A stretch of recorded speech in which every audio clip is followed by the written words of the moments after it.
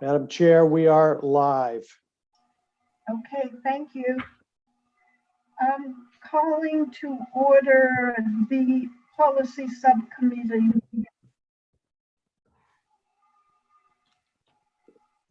of Shawsheen Valley Regional Technical School. Pursuant to Governor Baker's March 12, 2020 order suspending certain provisions of the Open Meeting Law, GLC 3080 S18, and the Governor's March 15, 2020 order imposing strict limitation on the number of people that may gather in one place. This meeting of the Shawsheen Valley Regional Vocational Technical School District Committee will be conducted via remote participation to the greatest extent possible. At this meeting, members of the public who wish to listen or watch the meeting may do so by accessing the meeting link above. No in-person attendance of members of the public will be permitted, but every effort will be made to ensure the public can adequately access the proceedings in real time via technological means. In the event we are unable to do so, despite best efforts, we will post on the Shawsheen website an audio or video recording, transcript, or other comprehensive record of proceedings as soon as possible after the meeting. Okay, we'll go with a roll call. Ms. Kim? Here. Mr. O'Donnell? You're here. Here. Okay. Mr. Peterson is not able to attend, and I, the chair, am here. So we are here to review the new draft revisions for policy regarding admissions, and I would like to, well, Do you want to do the minutes first, Mrs. Beatty? oh yeah, okay, yeah, I'm sorry. Well, we have to review the minutes of March 16th, but since I'm the only person who was in attendance that day, I will vote to accept them and do a roll call on Ms. Kim. Do you want to abstain, or how do you want to vote? I will abstain. And Mr. O'Donnell? Abstain as well. So we're okay, it's passed. As one of, as long as Mr. O'Donnell or Ms. Kim, one of you could second Ms. Hasbenian's motion to accept the minutes, I'll second the motion. and then we'll put the roll call vote in after. So that should be good. Thank you. I have some questions about what we received. We got many documents, but I'm going to turn it over to Mr. Jackson. Maybe it would be helpful if you do an overview, and then I'll come in with my questions. Is Sure. that okay? Okay. So for the past year, the career and vocational technical education world has been waiting with bated breath as the Massachusetts Department of Elementary and Secondary Education debated and discussed alterations to the regulations, the statewide regulations governing admissions to career and vocational technical education schools. Those discussions culminated on June 22nd, 2021, with a vote by the Board of Elementary and Secondary Education to adopt new regulations. There are several significant changes to the regulations where that puts our current policy in where our current policy violates these new regulations. Issue number one is that our current policy has what's called a cut score. That means that under the current policy, a student must achieve a minimum score on their application in order to be eligible for acceptance. The only eligibility for acceptance that can be placed on a student is promotability to the 9th grade under the new regulations. So the issue of a cut score is no longer permitted. In addition, Shawsheen's existing policy had reviewed each student's disciplinary record in their previous year and a half and assessed points based on a number of different criteria, some of which were what is now called a minor disciplinary infraction, which is an infraction that results in either a short-term suspension or an after-school detention. We were counting those against a student's disciplinary record and reducing points of students accordingly. That is no longer permitted, and the only discipline that one can take into consideration when essentially ranking student applicants is long-term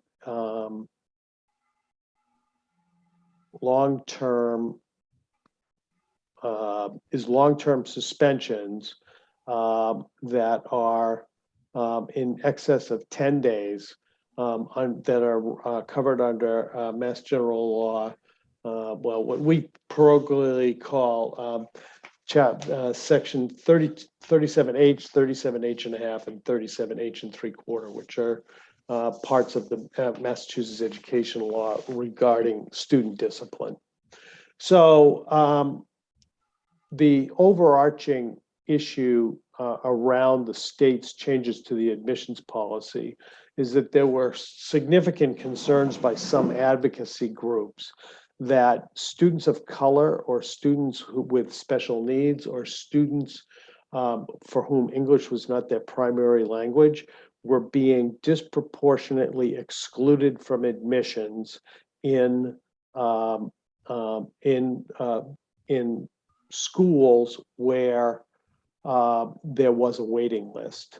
There are a half a dozen schools that were particularly that disproportionality was significant. Shawsheen was not one of them.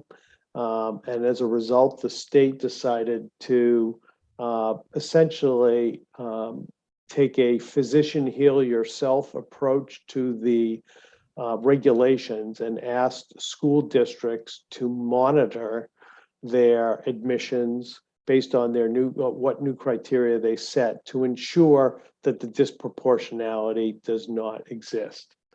I can tell you that in our current data, there is a disproportionality only with one set of students, and that is students for whom English is the primary language spoken in their home. We have only a handful of students who live in homes where English is not the primary language, where there's about 8 or 9% of those students in our collective districts. So one of the changes you'll see to the admissions policy is that we are requesting, when we ask for data from our member districts about all of our students, for example, we're now going to be asking for what is the language spoken in the home so that we can translate all of our materials to that, to their home language and make this information more accessible. In the past, the only language we sent our admissions information out was in English, unless we received a second request. So that's pretty much the lion's share of the information.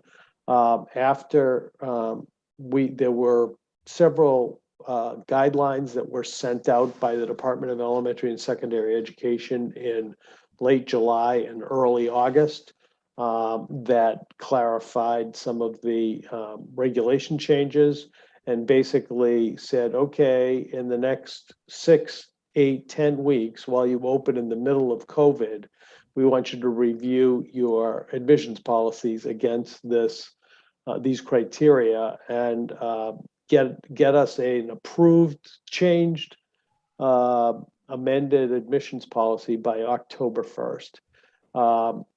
Essentially, they did give an option for seeking an extension to that deadline, which I have done. And my initial request was to extend that deadline to November 1st. and that has been approved by the commissioner. I can tell you that most, if not all, CVTE schools in Massachusetts are requesting a deadline because basically the information got to us so late. So in the late summer, mid to late summer, I convened a group of Shawsheen administrators, our director of student services, our principal, the director of vocational programming, the director of academics, our director of community relations and workforce development, and I'm missing somebody, I think. Oh, and me. And we basically reviewed our procedures, our process, and came up with and are working from a draft that you have in front of you. This is a working draft. We're still actually making some modifications. If I could share my screen for a second, I wanted to basically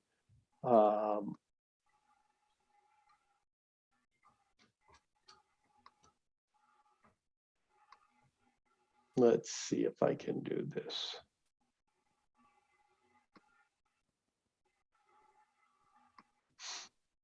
So that's the revised policy, but I'm going to try to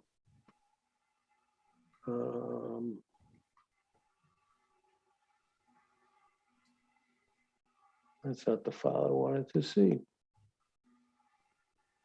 So we sat down and as an administrative team and spent a long time trying to decide and debate what factors, if any, does Shawsheen Tech think are essential to a student to participate in CVTE. Now, that's the language that came from the DESE guidelines. We actually rejected that language and decided that it was going to be successful or to succeed in a career and vocational technical education. We didn't think participate was an adequate bar, actually, and that we want students to be successful here. And this document is kind of a working document that we've been working off of for quite a while. And we basically came up with a number of different factors. The first is they want to be here. They have a goal that Shawsheen Tech can help make a reality. And all of these things under that are things that I had filled in subsequent to that, so we can circle back to those. They just demonstrate the ability to self-regulate their own behavior in a vocational environment so as not to be the danger to themselves or others. This recognizes that student safety in a shop environment is critical. We can't have students in a culinary program with knives or in a program where in carpentry or or electrical where students are using tools that could make a significant harm to themselves or others. And that is a consideration that we continue to be able to ask for. And we also felt that there is some effort, there is some importance in understanding the work ethic that we try to convey to our students at Shawsheen, and felt that students who had already demonstrated with a semi-low bar, and I'll show you that bar in a minute, that had demonstrated that they can get themselves to school essentially, and that was important sense of the work ethic that we do, which is essential to and ties to our post-secondary success. And then we actually spent a great deal of time talking about their academic success and whether past academic success was a indicator of future success or not. We In the end, we made some significant changes to this criteria, and all four of these criteria are existing criteria that we use. So let's see if I can.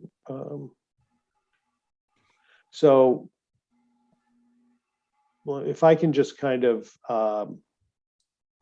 go through this. Again, I'm trying to put this at the 10,000 foot level now. We basically, out of 100%, we believe that the most important factor in success is that they want to be here and that they have a goal that we can help make a reality. And then we sat down and said, okay, how do we assess that? And we decided that an interview could assess that. And we also decided that a guidance counselor recommendation from their current school could assess that. One of the significant changes we've made to our proposed admissions criteria is that in the past, the guidance counselor recommendation was worth 10 points. Now we have doubled that in importance because we feel that the student is best known right now by their middle school, and that the guidance department can be in a place to best advise us as to who they think could best achieve success at Shawsheen.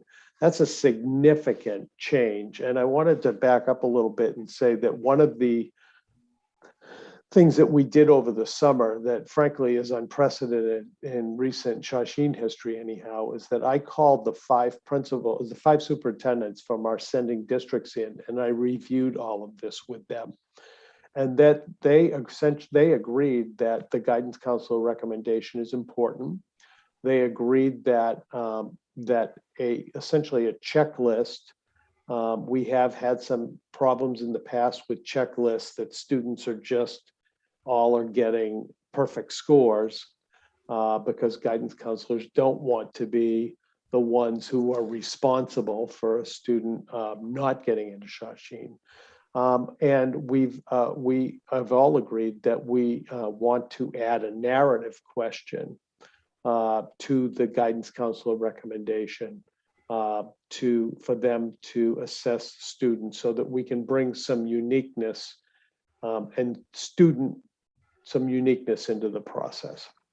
So that's one of the changes. So basically, we believe that to be half as important. 50% of the factors of that weight should go there. We do believe that behavior in terms of safety is critical. And we've assessed that at 20 points, which is similar to what it is now. We have taken attendance. Again, that is when we've made some changes to the assessment criteria to make it a little, and I'll go through that, and I can go through that in the document itself. That's down to 15 points. And then probably the other most significant change we did is in the past, it was about 15 points, but a student would get, it would be for math, science, English, and social studies. And we've eliminated social studies. And and a student would get so many points for an A, so fewer points for a B, fewer points for a C, fewer points for D, and 0 points for an F.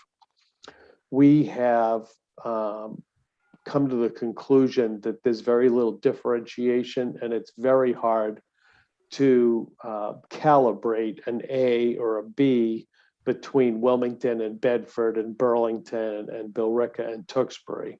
So we have taken a very bold stand, in my opinion, and basically are assessing a students only on a pass-fail basis. So if they passed English in their 7th grade, they get the maximum number of points. If they didn't, they get 0 points. And there are basically 6 criteria, and I'll go through that in the policy, whether it be today or at some point in time in our next meeting, because I know there will be a lot of information. So we went forward and basically, and again, some of these are my notes and some of them have changed. But these are the 6 questions that we are going to put on that each student will be asked. Each student will have these questions in advance. That's a huge change. And they will also have the metric or the rubric by which their answers will be judged. They will have that in advance. And then, I have to tell you, we're still working on that rubric, by the way. We have a meeting Wednesday to talk about that. And then as far as the guidance counselor recommendations, we ended up coming up with 5 character traits that are in the policy that I didn't copy into this document. And then the narrative question, which asks, in what ways do you think this student would benefit from the unique features of Shawsheen Tech? Again, asking the guidance counselor, and it doesn't necessarily have to be a guidance counselor. It could be a teacher, perhaps as well. You know, what is it about the unique aspects of Shawsheen that this student would benefit from? Our goal, you know, each of your 8th grade students have 2 grade options to choose from, and from which to choose. And we think in an environment where Shawsheen has got a very high demand for admission, that it is important for us to find the student who will benefit the most from the unique features of Shawsheen. And that will give the guidance counselor the opportunity to talk about kind of linking the student and Shawsheen. So I know that's a very long introduction, Madam Chair, and I apologize for that, but I did want to kind of go through this part of this thinking with you, that all of which kind of fed the document that you have been reading. So do you want to ask some questions now? Do you want to go through the document? You're answering questions as you're going along, and I'm holding back on my questions until you're finished. I don't know how the others feel. Do you want to ask questions as we go, or do you want to let him continue? I think we'd let Brad probably go through the document, and then if we have questions on a specific section that he's highlighting, maybe that's the appropriate time. Okay. Agree. Perfect. All right. So let's see. Do you see the document? Yes. Good. Wow. I'm not going to say it. I'm not going to jinx it. So this is the draft policy. Now, this policy, there is a, DESE did provide a boilerplate policy for school districts to work, from which they want school districts to work when creating their policy. That is what they'd like. Ultimately, you are the policymakers of the Shawsheen Valley Regional Vocational Technical School District, and you can choose whatever format you like. I would, unless we have any better ideas, we decided to go forward with this. So there's a couple of, as you look through this document in color particularly, I wanted to highlight a couple of things. The words that are in non-italics, non-bold, like most of this first paragraph, those represent boilerplate language. That represents boilerplate language that if I've made any changes at all, I have just changed insert school to Shawsheen Tech. So although we did make one change down here to in admissions, again, as a result of, because we think grammatically it's better. Um, we have some English teachers in our midst. So basically, this policy covers admissions both to Shawsheen Tech and to their students' preferred shop at the end of ninth grade. It also covers admissions for students who want to enter at the beginning of their 10th year or at the beginning of their 11th year. The boilerplate allows for students to enter at the beginning of their 12th grade year, and we have removed that. It has not been our practice to take on students as they enter their senior year because they are not able to finish our program within just 1 year. It also covers mid-year admissions if a student wants to seek admission in the middle of their ninth grade year, in the middle of their 10th grade year, or in the middle of their 11th grade year. So there's a lot of moving parts around admissions. So you'll see a lot of these things delineated as different options as we go through the process. So Question, sure. can we assume that this is the same as the current policy, or if this is all new? This is the problem. I couldn't print them out to do a side by side, and I have to do a side by side. I haven't done that, and Nancy, I apologize. That would be a lot easier. I couldn't do a side by side for you. Originally, when I would normally take a policy and recommend changes, I would take your current policy and I would use track changes and I would show you we're deleting this word and we're adding this word instead. This is really a wholesale rewrite of the policy based on the DESE format. So I will do my best as we walk through this to show you where things have changed from our current policy.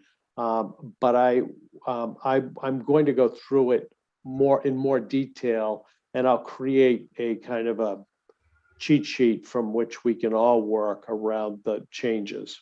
Thank you. So these are basically, again, this governs admissions. It has an equal opportunity statement in here. We do include our connections to our admissions office and our admissions email address. We provide an option for students who are experiencing homelessness, can contact our homeless liaison, who's Jeff Albert, with his information. And we do state this is all part of the rest of this is all part of the boilerplate. Students may voluntarily identify themselves to request reasonable accommodations during the application and admissions process, but neither a student's disability nor the language of their home will have any effect on their admission to Shawsheen Tech. So the rest of the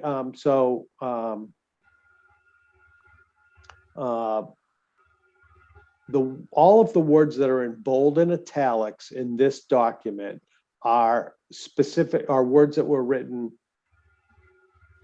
probably by me, but by your administration that reflect our recommendation. So there is a lot of, in the boilerplate, it says, insert your process here. And that's what the bold and italics language here. So for example, we wrote, in order to achieve that goal, which is the goal above, Shawsheen Tech asks each sending district to include information about the primary language spoken in each home, so that all information regarding Shawsheen's programs and admissions processes will be available to all resident members of our sending districts, regardless of whether or not English is the primary language spoken in the home. In addition, in the information Shawsheen provides its prospective students, care is taken to ensure that photographs of students currently attending Shawsheen reflect the diversity of our student population. So that's an affirmative statement by us about how we work towards equal opportunity in the admissions process. They're actually, so that's I'm sure you may have questions on this. I expect this to take much more than one meeting for sure. So, Brian, you look like you're about to say something. You beat me to I it. thought I'm sorry. I actually was going to speak to something that's coming up here, but I thought the wording was a little bit awkward with regards to the photographs. Yes. It struck, and I understand what it's meant, and the spirit of it, fully agree. Suggesting that the photographs, which, and as we know, sometimes photographs do not necessarily represent the broad base of an institution or school. There may be some ways to play around with that. That's Okay. a little bit less striking.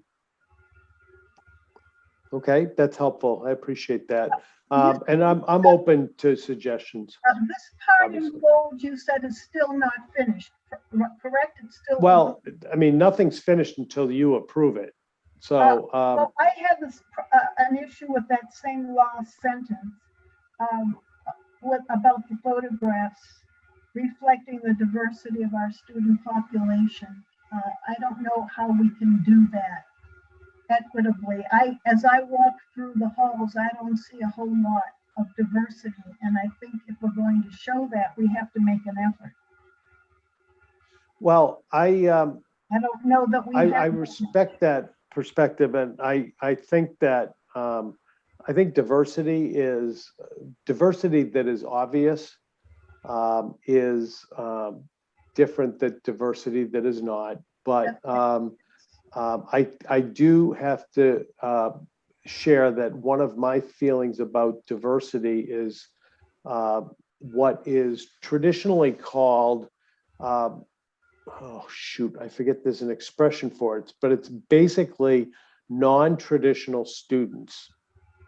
And an example of that, and this is a statewide issue, an example of that is a female in electrical or a male in the dental assisting program. So there are some, and there are and these are criteria that Shawsheen is not measured against, but we get this information and we track it because it's important to us that we don't have gender-based members, so that we provide diversity in terms of gender in shops that are traditionally have traditionally in the past been or industries that have traditionally been for one gender primarily. And you're saying that not students who are in non-traditional roles, as you expressed it, would be considered part of diversity? Absolutely. I would agree there. The as far as part of the male-female diversity within the shops, but the way that that's written isn't written where it seems. I like Brian said, I think that I know the intent is to reflect diversity, but the way that it's written is awkward, and I'm not sure that when I first read it, it looks like, if like Burlington's high school town population is 15% Asian, that we would take care to have that diversity show in our advertising to prospective students so that they are shown and represented as they are here at the school.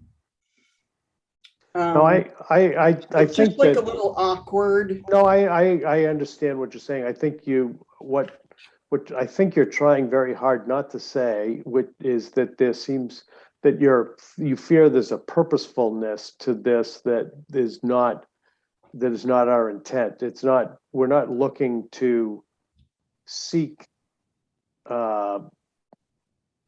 these photographs, but we also think we have to reflect our students in our photographs. And so, let me use somewhat of a less traditional or a more traditional.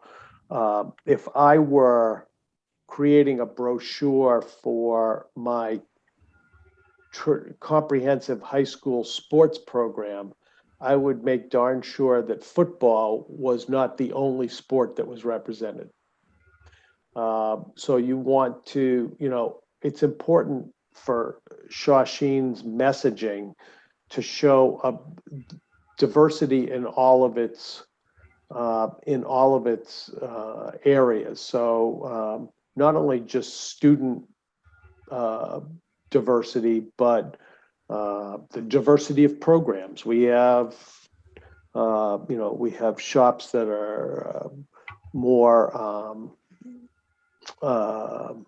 based on, STEM based, and some that are construction based. It's important that we don't just show electrical and plumbing. And so again, it's the purpose behind the statement is to make sure we have a critical eye, to make sure we're not just taking pictures of the successful white boys in our school, and that we're taking pictures and representing who we are, not setting it up, but accurately representing it, because that in and of itself, I think, is a welcoming.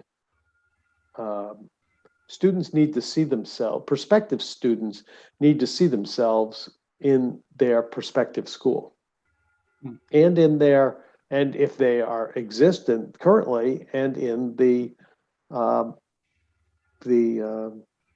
messaging of that school. I mean, that's one of we're recruiting here. We have to remember that. Everybody has a different interpretation of the word diversity, as I just did. We can't get into everybody's head. I'm just wondering if an additional sentence to expound on that a little bit might help. Okay. That diversity includes professional, athletic, whatever kinds of things you might want to define, just to show exactly what you just said, so that diversity doesn't go into the, pardon me, that's typical black-white definition. I don't know, it's just a thought. There's no way of knowing what people are going to think. We can't get inside of their heads, but it might help to explain what we think.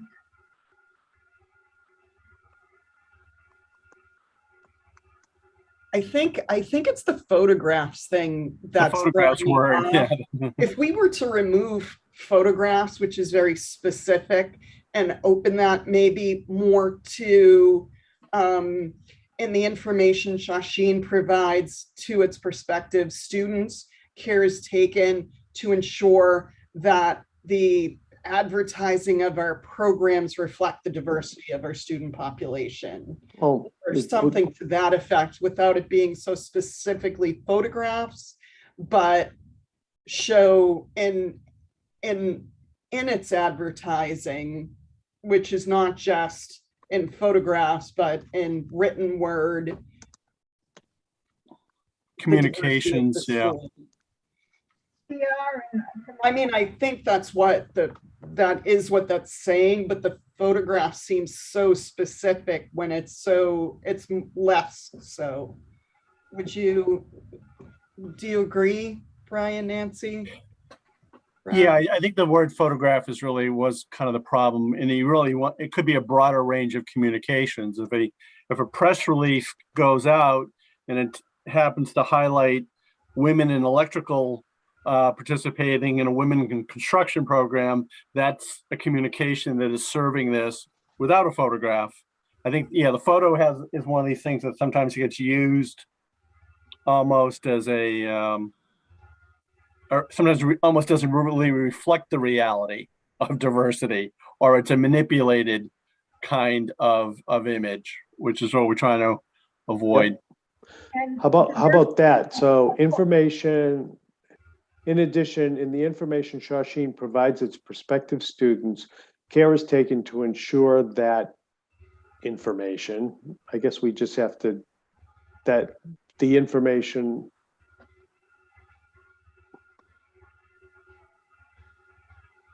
promotional the material. information about Shawsheen and its programs reflect the diversity of our student population. Christine, you're muted.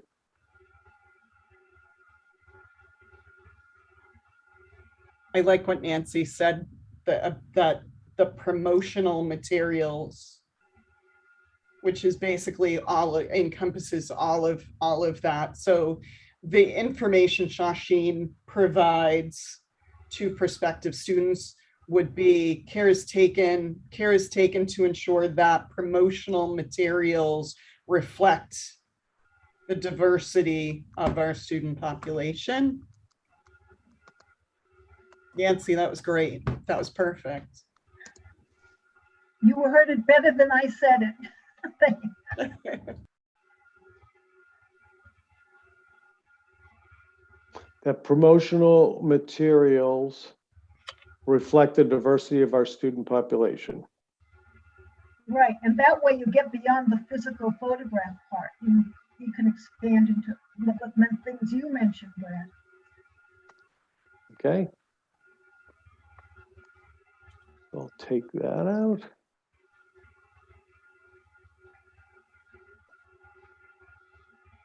Do you want that sentence about expanding the definition of diversity, or does that, with that now? Well, it's not as necessary. However, I think it would be nice to be able to explain that diversity is beyond the traditional definition that we might all consider. That we go into the programming and the athletics and in every aspect of our community. All right, let me see if I can come up with something for that. Yeah, I mean, generic enough, but enough to go that it's more than just the conventional definition. Okay, I'm gonna unhighlight that one because that, you go, folks.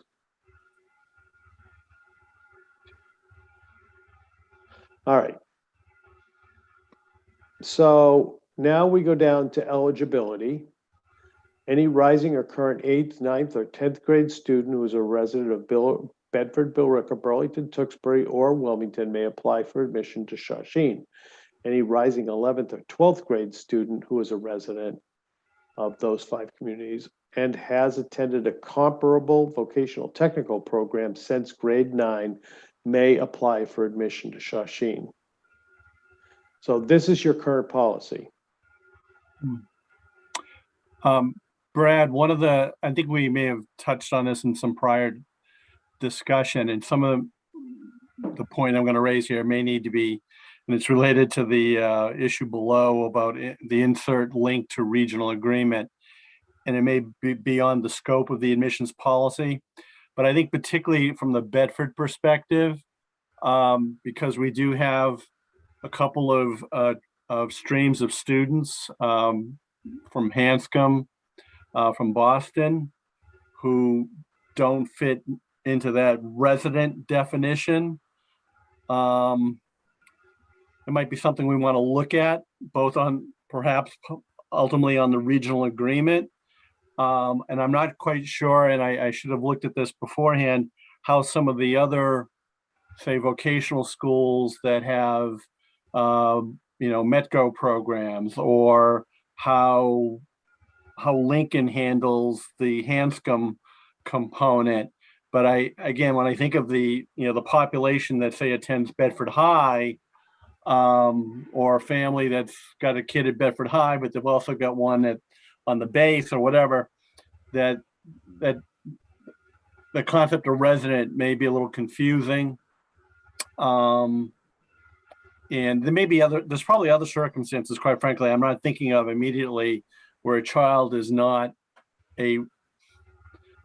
most will be a resident of the town. They could be in some situation where they're living with a relative or whatever, and they probably would be considered a resident. But particularly with the Boston and the Hanscom students, and I think we've talked about this a little bit before, I'm not so sure that there's ever been a demand, request, whatever, coming from those two categories.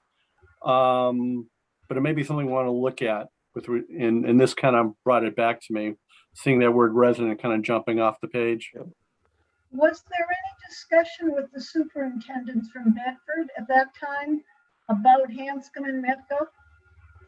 Brad? At this point in time, the eligible students are residents only. All right, so that was not brought up with That them. was not part of our conversation.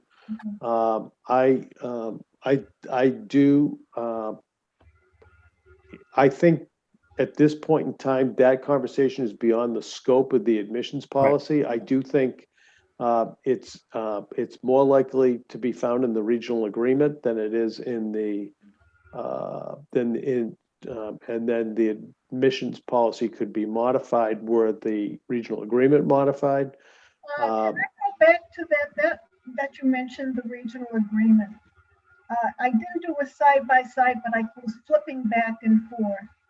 And I had asked you about the 10%, and you said it was due to the regional agreement. And then it also said, based on historical application patterns.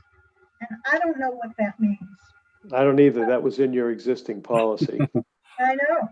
So we can't blame you for that one. Well, you can blame me for anything. I'm up for that. I don't know what that means. Historical application. I mean, how far back is historical and application process? That means anything in the application process. You don't know what that refers to? No, I'd really like to know how that 10% was arrived at. Down to apportionment. I'm not muted. Okay. Just going back to a couple of things. Sorry. In regard to on the admissions policy on page 1 in the admissions parts, it says that the criteria we use has been approved by school committee, and the school committee will approve the use of this criteria annually. Do we need it to be annually? Yes, you do. That's those are the regulations. So every that were handed by DESE? Yes. Are they a part of the regulations prior to this year? No. Okay. And then my other question is, so in regard to eligibility, so the part that, and you highlighted it with italics and dark, for any rising 11th or 12th grade student who is a resident of the, sending towns and has attended a comparable vocational program may apply for admission to Shawsheen since grade 9. Now, why is grade 10 not included in that if they're a rising 11th grader? Well, and like if they had gone to, my question being like, if they had gone to the regular high school for 9th grade, then went to a vocational school for 10th grade, and then moved here, would we not want to include them? Like, would we So, not include yes, so a kid who that was would really be good?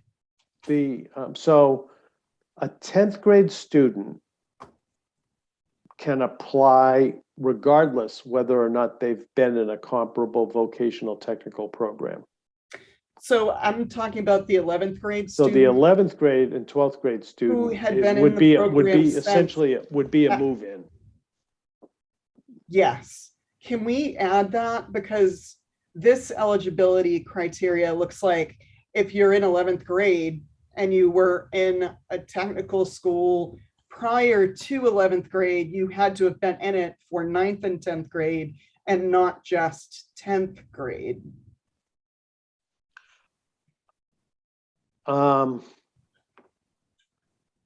Technically, I think that is the way it's reading right now. Technically, it's not. It says any rising Right. student can ask for admission to Shawsheen through grade 10.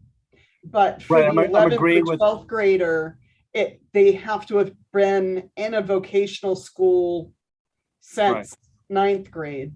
What I'm saying is, I would rather see it be 9th or 10th grade, because a 10th grader still has 2 more years for that program.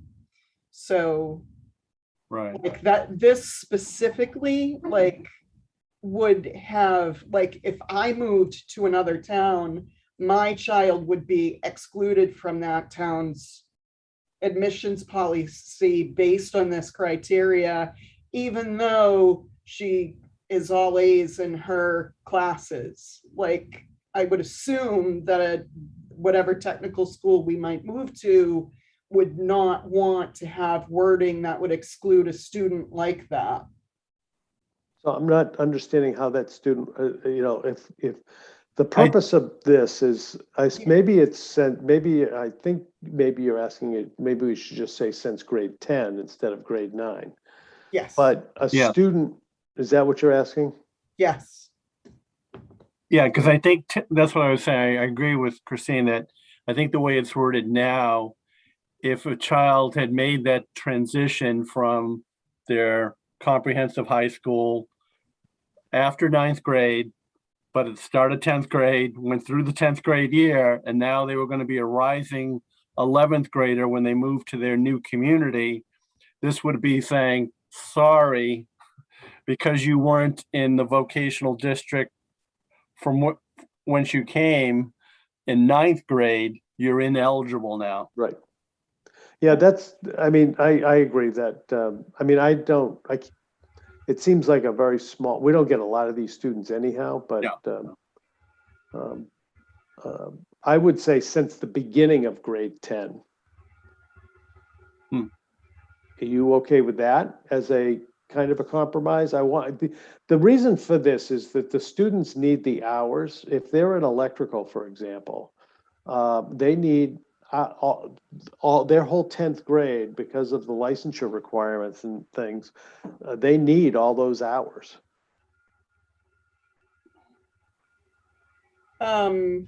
If they came from another school that doesn't have comparable programs and hours as ours, wouldn't they, as ours? That would be a comparable vocational technical education program. So are you saying that if they're, say, in electrical shop, and they had just started halfway through 10th grade, that by senior year, they would not be able to have enough They wouldn't. eligible hours? How many hours do they need in there? I don't have that answer, Christine. I just know that the schedule is very, very tight in certain of our shops to be getting kids the amount of time they need, both in instruction, in related instruction, and in hands-on work in certain of our licensed shops, which are plumbing, electrical, cosmetology come to mind first. Worst case scenario, wouldn't they be able to take extra classes and make up those hours? I mean, just to help clarify this. that means just being devil's advocate, if that should happen, that a student would come without sufficient hours, could they not be able to take additional classes somewhere else and add their hours, or is that not acceptable? Well, wouldn't take a student from Burlington who in November of their 10th grade year, whether they moved in or not. So you want them in the beginning? They have to do 3 years at Shawsheen in order to receive our diploma. Okay, then we have to say that. In terms of the shops, particularly the licensed shops. This is actually, for the most part, the existing language in your current admissions policy. So we normally don't take a 10th grade student halfway through the year? No. Oh. Then I'm okay with the beginning of grade 10. Yeah. May apply for admission, because I mean, that's the latest that we would allow Right. someone who hasn't moved and is coming from the high school, so that makes sense to And me. it seems more workable than 9. Yeah, especially if they need the 3 years. I know of a lot of people who had started at the comprehensive high school and then moved to the technical school. Like, I know a lot of people who did that in 10th grade and were very successful. So I hate to have it be that 9th grade, but I think 10th grade's. So part of the dynamic that's happening at Shawsheen is, right, at least currently, which is the dynamic under which we've been implementing your current admissions policy, is that we have a waiting list. We have a waiting list of 9th graders. We have a waiting list of 10th graders, and we try our best to bring kids in whenever we can. Having said that, if an opening happened, and we would, in the middle of the 10th grade, we would go to the next person on the waiting list, which would traditionally not be somebody. It would probably be somebody who's still waiting over from 9th grade admissions, or maybe from 10th grade admissions, because we don't do a lot of 10th grade admissions now. And we would say, listen, you're next on the list. These are the shops that are available, and or the shops that your admission starting, if you were to start next week, you could complete the program by the end of your senior year. Under those criteria, do you want entry? So a lot of this is also subject to availability. So if that student wanted electrical, they wouldn't get it because there are people on the waiting list waiting for electrical. It's a very popular program. It would depend. It also depends on, in implementation, part of this depends on the program for which the student would want to enter. So some things, maybe some hours can be made up in some programs, and others they can't, because they have to be supervised, because they have to be face-to-face, because they have, there's only 40 hours in a week, because of the tightness. We have 20 very diverse vocational programs, each of which have different criteria and different curricula. So it is really impossible to write a policy around every contingency. And this, at this point in time, is just saying who can apply.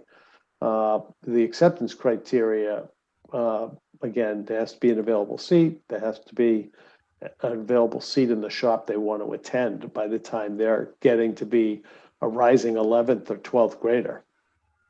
Yeah. Should that be added into that piece? That it has to be, they may apply for admission to Shawsheen within the field of study The they attended for? that tradition, that that circumstance is supposed to be, this is just about whether you're eligible for applying. Oh, all right, okay. We have I mean, the that specifics of it are scenario later. you're talking about would be under the admissions part of and the selection part. Okay, all right. So continuing the apportionment regional agreement, this is right out of your current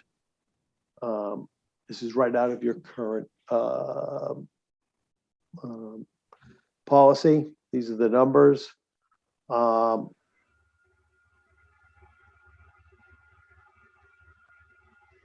Students who are not residents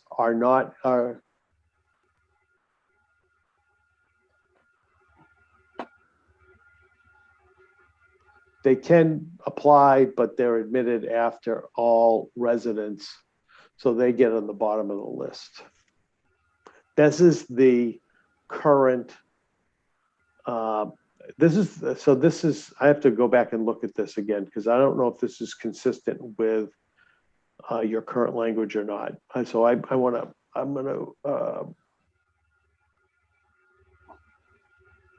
gonna highlight that because I'm not 100% that's accurate now that I look at it. Because Shawsheen Tech does not allow school choice. You vote every year to not participate in school choice. Now you do that based on available space. So that vote overrides what is in your policy. And this may be in your policy. I have to go back and confirm that. Homeschooled applicants, they have to have the same admission standards as other applicants. That can be very, very, very, very tricky, especially when mom or dad is writing their guidance counselor recommendation. But that's the law. Care and protection of Charles. Transfer students, this kind of clarifies, Christine, what we were talking about. Students already participating in Chapter 74 programs at another school may apply for admission to Shawsheen Tech and will be subject to the same admissions calendar and admission standards as other applicants. And then this does talk about school choice. So we do not participate. I have to get there. I'm going to have to figure out, maybe I'll ask Desi, because I don't understand the difference between non-resident students and school choice. I kind of thought those were the same thing. Oh, I'm going to have to clarify that. I'm sorry, I don't get it. In terms of organizational structure, these are the people that are the current contacts, me and Jess Cook. Missions communications policy, we have a calendar of events on our website. And then this this basically is insert your admissions communications process here. And what we tried to do was make this at some level. Part of the problem with the current policy is it's way too specific. This is supposed to be about procedures, but the procedures were so prescriptive that anytime something, the smallest issue changed, the policy would have to change, and that hasn't been the practice to monitor the policy to that level of detail. So now that will change because each year the school committee is going to have to review the policy anyhow. So it is essential that all rising 7th and 8th graders in Shawsheen member districts are aware that they have two outstanding public high schools available to them, the high school in their town and Shawsheen Tech. Ensuring this requires a thoughtful and well-coordinated effort to bring information about Shawsheen and its programs into the homes of these potential students through a variety of different methods, including direct mail, email, and social media. Each fall, eighth grade students who are residents of our member districts and their parents will receive information via U.S. mail about Shawsheen Tech's programs and admissions process. This mailing will also include information on how to follow Shawsheen Tech on social media. Will be followed up with timely and frequent information via email to parents and eighth grade students, highlighting unique features of Shawsheen or announcing upcoming events that are part of the admissions process. This information, as well as other informational videos or photos, will be posted on Shawsheen Tech's social media pages to reach students through that critical avenue. Shawsheen staff visit all middle schools in the district beginning in late October and ending in early December. These visitations, during these visitations, presentations are made to all eighth grade students of the district regarding programs, educational activities, opportunities after graduation, and Shawsheen's extensive list of extracurricular clubs, activities, and interscholastic athletic programs. A video presentation is given, followed by a question and answer period in which eighth grade students are encouraged to interact with Shawsheen students and staff. So I want to pause there for a minute. One of the changes to the state regulations is that all member districts must allow us to do this now.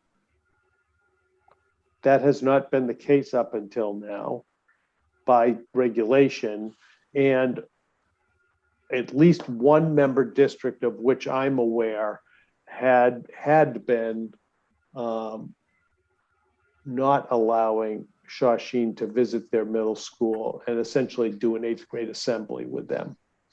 But that will have to change due to the regulations, and that one community superintendent is aware that those regulations have changed. That assembly would be for the entire eighth grade, not just those interested. No, it's the entire eighth grade. It's compulsive. It's the entire eighth grade of residents, which unfortunately means everybody goes, and the kids who aren't residents. And Brian, I just thought of another place that this could be the case. A student who is a school choice student, let's say Burlington school choice, some kids from Woburn. If Burlington were a school choice community, which I don't think it is, but if it were, that would be a student who also would not be, who would have to go to the vocational technical high school that serves Woburn and not Burlington. Yeah, it seems like there may be a broader issue here to be looked at, and maybe some consultation with some other voc superintendents, because I think, we know that it's so important when kids are making these decisions, if they know someone else who's going to go on. And if a kid is on a school choice basis in Burlington, he or she is more likely to go to a school with other people they know and have been going to school with for several years. I do believe that Burlington does have the school choice, because I remember there being a child from another town on my son's basketball team, and I was like, oh, that's weird. And it was because of that school choice thing. Okay. So I don't know if that's changed. It may have changed, may not, but that would be a situation under which you would have that that happening in another community. Okay. So continuing describing our admissions process, we conduct 2 open houses a year. A community open house open to all members of the communities of Bedford, Billerica, Burlington, Tewksbury, and Wilmington, along with Shawsheen alumna, are scheduled each fall, preferably on a Sunday in the month of October. This event offers prospective students. This is a big deal. I can't wait to see this year. Could you let us know when that happens? We will, absolutely. Oh, it'll be a big deal. Yep. This like- event offers prospective students and their parents, guardians, the opportunity to visit all vocational, technical, academic programs and to attend formal presentations regarding the operation of the school and its mission. Second open house focused primarily on admissions is held in January of each year for applicants. During this open house, students have the opportunity to tour the school, participate in other vocational technical activities, and if available, have their admissions interview. Brad, if I may, I don't want to get far afield from this, but I feel obligated because just a few nights ago, a parent at the Bedford Shawsheen football game made the comment, Christine will correct me if I get this wrong, it's sort of in the nature of double hearsay. A parent of a Shawsheen child who lives in Bedford said, "Oh, I heard something from some of the guidance people at JGMS, and they were concerned that they hadn't received enough advance notice of some Shawsheen related event or communication or something that was happening coming up in the fairly near future." And my reaction was, "Oh, sorry to hear that." It wasn't really the conditions under which to get a full blow-by-blow description of what they were referring to, but it was, again, a parent who had heard something from reportedly somebody at the middle school about not feeling like they got shortchanged on the amount of notice they got on a Shawsheen event, a Shawsheen opportunity. They're probably talking about the open house. They could be talking about last year when there was an incident when the information didn't get out. That would have been old news. That would have been last year. Okay, yeah, I got the impression they were talking about this year, but you very well could be right, as they say. Well, we haven't. We are in the process of planning and making the final preparations for open house, and so we haven't communicated with any of our member districts about the open house yet. It could have been a reference to a past event. I'm sorry. Is there any way that we can get that information that's sent to parents? Can I be a parent? Can I just get those emails? Is that Sure. possible? Yep. I just like to know what they're getting, so no one will say I didn't get it. I want to know that they're getting it, so I'll know. I mean, if they don't read it, they choose not to read it, but I want to know what they're getting. Absolutely. I'd appreciate that. Thank you. We also are making ourselves available for tours, and according to the new regulations, if a tour does take place during the school day, the tours cannot be counted as an unexcused absence by their sending district. And we will also, this is something actually I added. I think it's important to try to get as many kids in our building as possible. And I would love to, this is more a goal. I don't think it's terribly achievable in the first year, perhaps, but we really want to, one of the best ways to learn about Shawsheen is to physically be in our building. And my goal is to work towards this goal here, which would be to get, a fleet of buses to go from Wilmington Middle School with the 8th graders and bring them to Shawsheen for a tour during the school day while Shawsheen is going. Because I think that the unique aspects of our programming is best observed in action. I totally agree. So this, I have to tell you, this paragraph is a little bit aspirational as opposed to, because that won't happen this year. By the time this policy is adopted in the end of October at the earliest by the Shawsheen School Committee, this would probably not be here. One of the one of the things that I've had to remind the administrative team throughout this entire process is that this is, we are just establishing an admissions policy for this year. We are going to have, some of these things we're going to have to check, test, see if they work, see if they don't work, and then change them. And that's one of the important aspects of the admissions policy that I think is really important, is for us to, one of our goals, I think, as a community, are to ensure that our member districts are fairly represented in our schools, that all students from our member districts are there. So next year we will, when my successor is presenting you with any changes to the admissions policy, what they're also supposed to do is give you the overview of the success or failure of the current admission policy in regards to students of color, students of low income status, special education students, students of where English is not the primary language spoken in the home, and students from each of our 5 communities.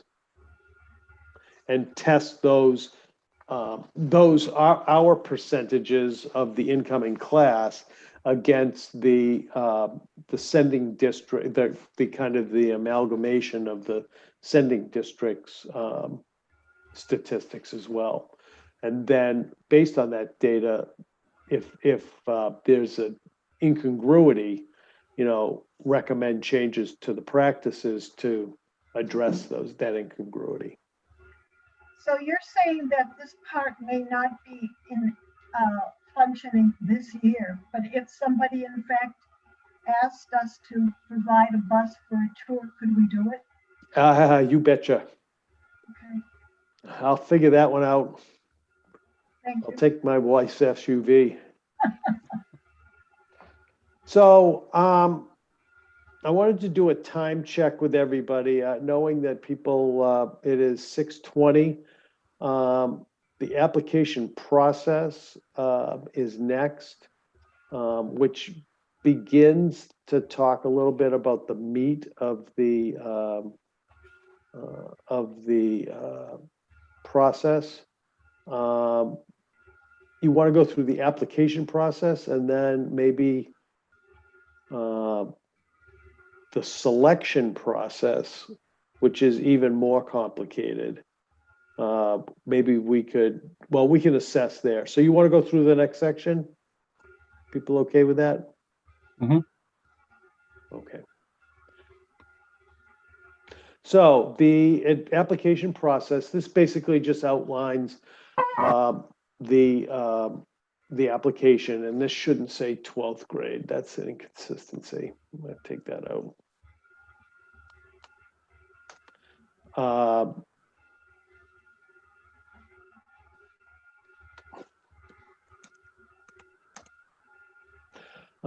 Obtain an application, and you can request one by mail, telephone, or email.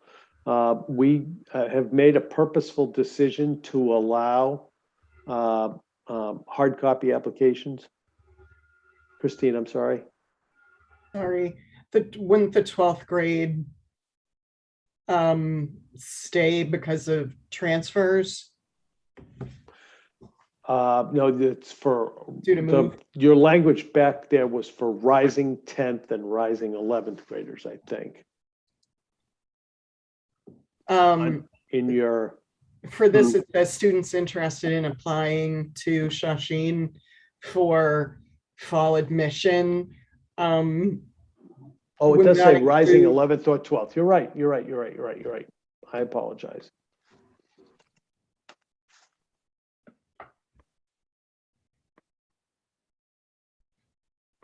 So this is basically the current process.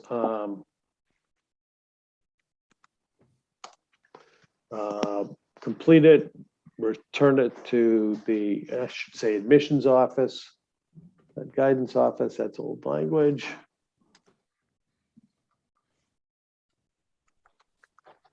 I'm sorry, I'm No. confused on that. Didn't you say no one can come in on the 12th grade?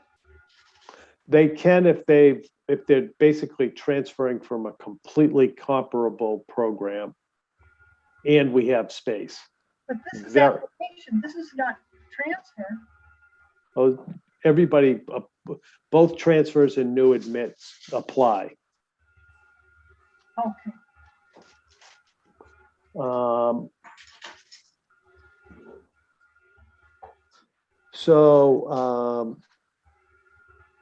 Supporting data, including report cards, recommendations, discipline records, and attendance records will be obtained by Shawsheen from the applicant's current school guidance office. And the application is not considered complete unless it contains all appropriate signatures. Parent or guardian must sign the application to indicate approval of their student's application to Shawsheen and to authorize the release of the information from the student's current school. Applicants will be scheduled for an interview with a member of Shawsheen's admissions and student recruitment team. Interviews will be held either face-to-face at Shawsheen via phone, online, or at the applicant's school if arrangements can be made with the applicant's sending district.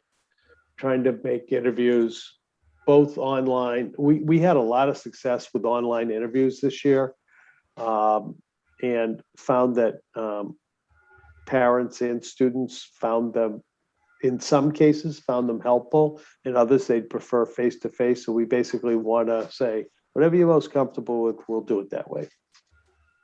well, face-to-face, do you mean in person? Yes, they can come to the school Okay. during an open house. They can they can make an appointment and just come to the school after school for an interview.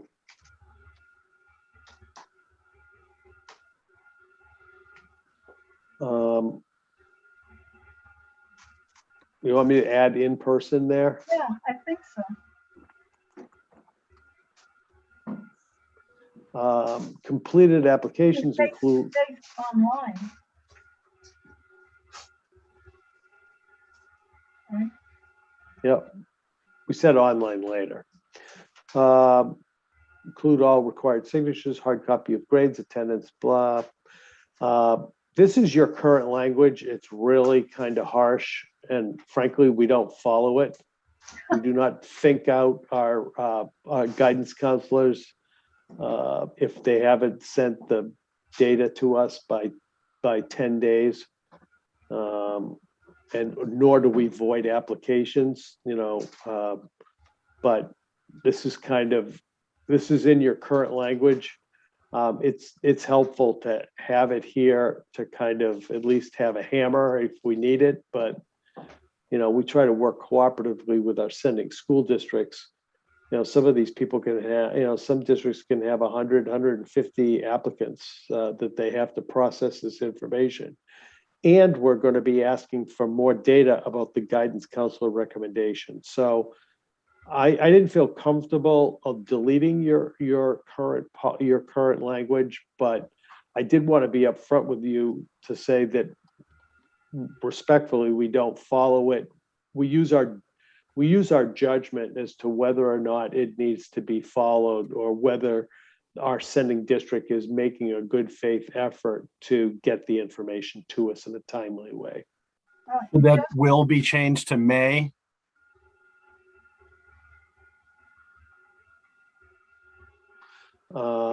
May be voided. May be voided. So how about we say may be notified? Part of it is we don't call the parents and say, hey, guess what? We're freaking out we don't have,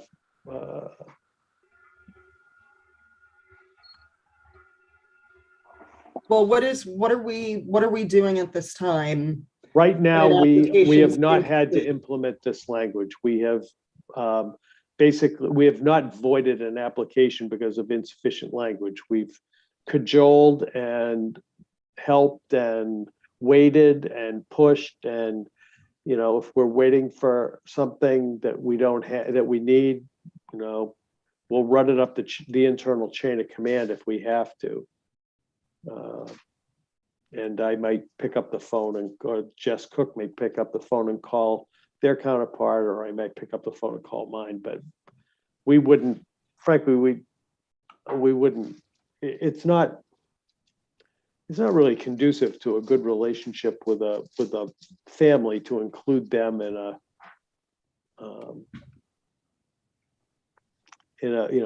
in this issue, I think. That's That been our number practice. 4 should be D. But Number 4 should be a D. Oh, thank you. Look at that.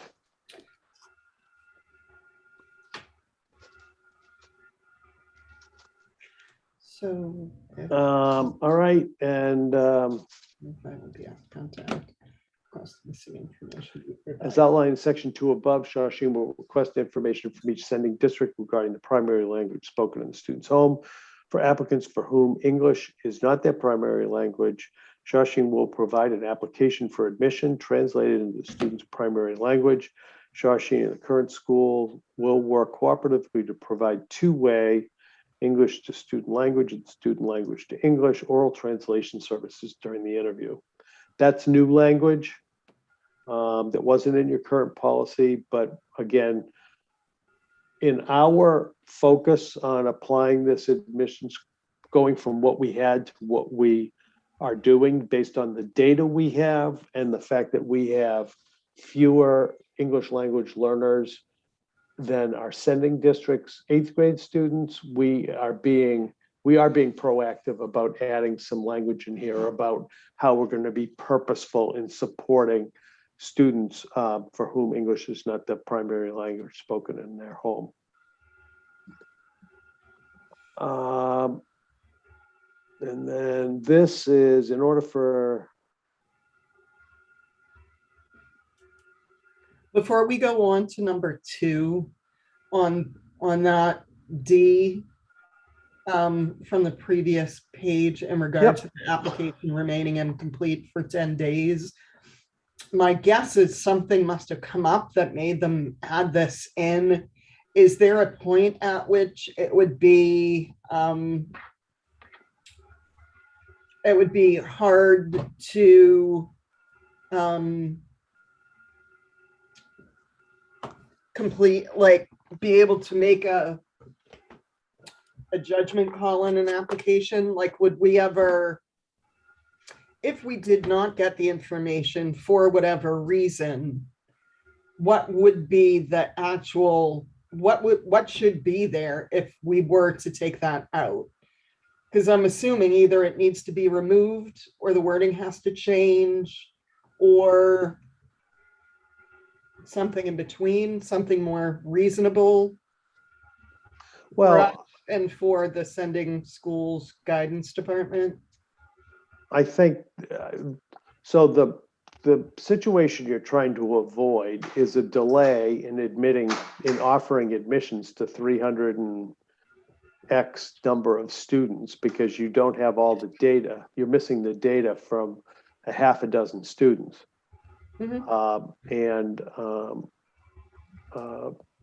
So I don't think that's been the case in the most recent history.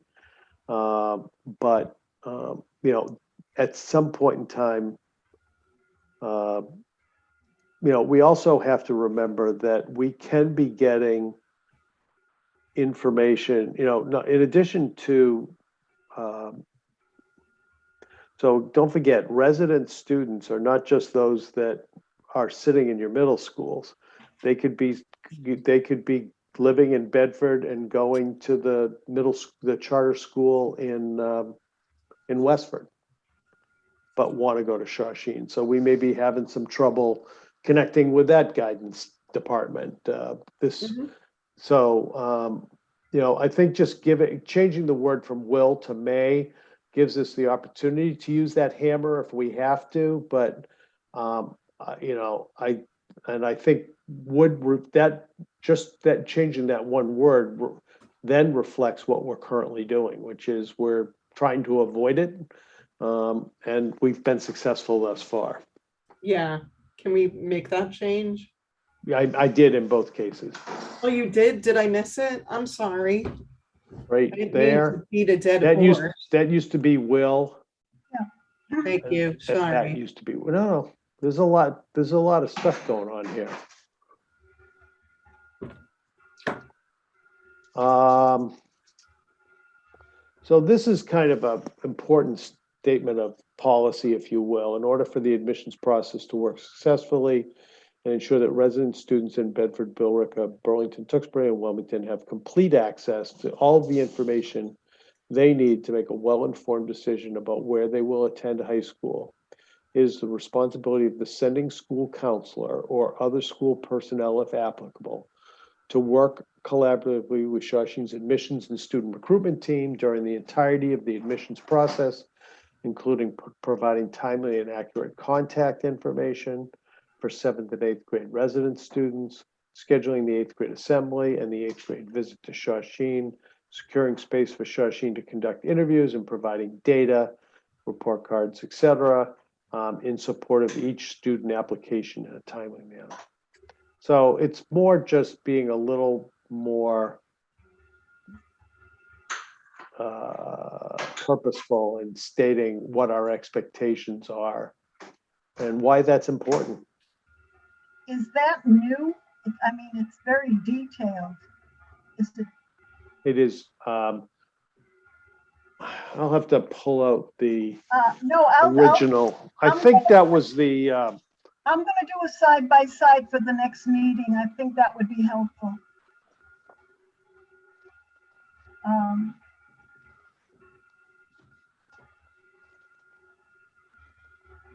so, Brad, two questions, if we can, yes. on this particular issue. In your discussions with, or experiences with the sending districts, particularly with the new policy coming aboard, has anybody said anything about, from the other side, we wish the procedures for admission were more this, or we wish there was more of this opportunity, or we would like to be able to, or has anybody expressed anything from the 5 communities which informs what would make the process better or better for them or easier or whatever frustrations? I mean, we're obviously looking at this primarily from a Shawsheen perspective, but looking at it from the sending districts.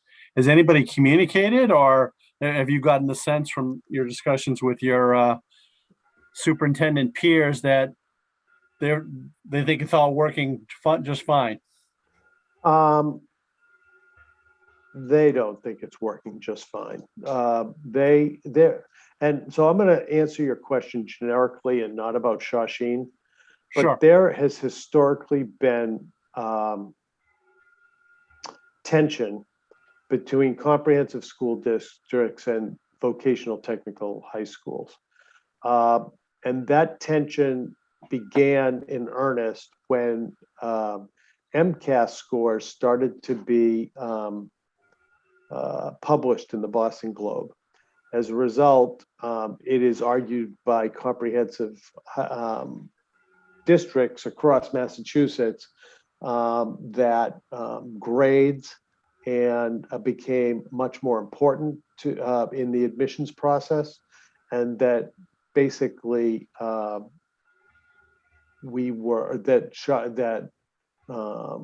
vocational high schools were trying to steal their best students. And that